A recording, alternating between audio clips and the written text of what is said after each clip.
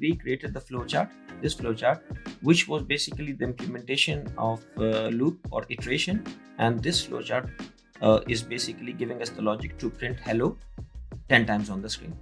So now what we need to do, we need to convert this flowchart into Python code. So let's start writing the code.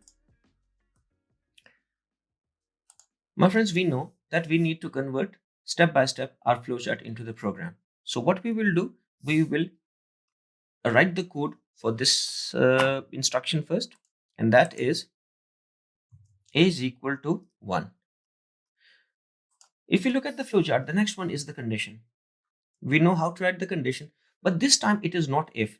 I'll explain that how you will know that this diamond sign is not if, and we have to use another instruction. But here, because this is a looping, so we have to use the while instruction. While is basically the implementation of the loop in Python. So I'll write while, and in front of while we have to write the condition that a is less than equal to 10, and we know that we have to write the full colon in front of the condition.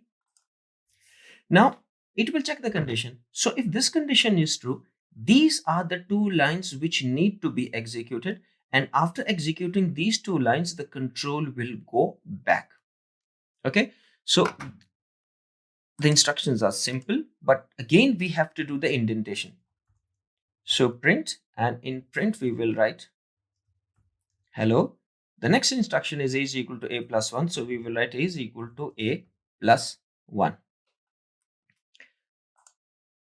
Now my friends, look at this thing. So when we click run, what it will do, it will create a variable with the name of a, and it will store 1 there. Then it will execute this instruction. It will check, is the condition true? Is the value of a less than equal to 10? So the value of a is 1, which is less than equal to 10. So what it will do, it will come inside the loop, and then it will execute this instruction. So it should print hello on the screen.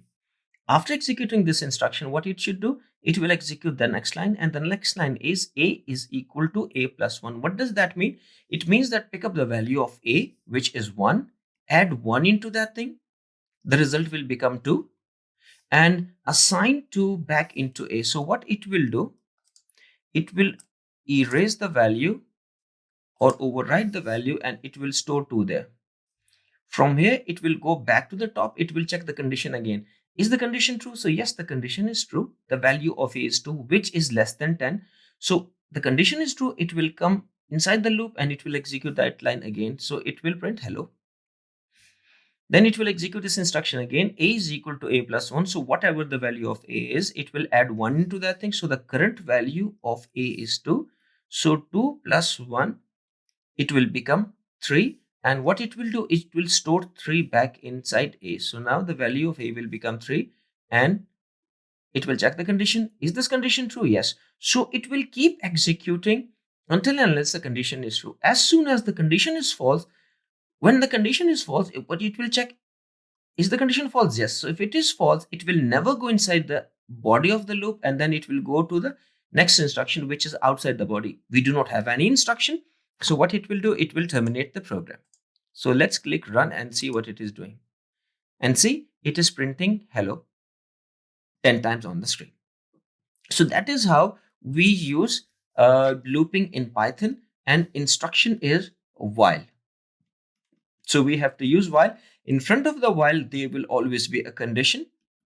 It will check the condition. When the condition is true, it will execute all the indented lines.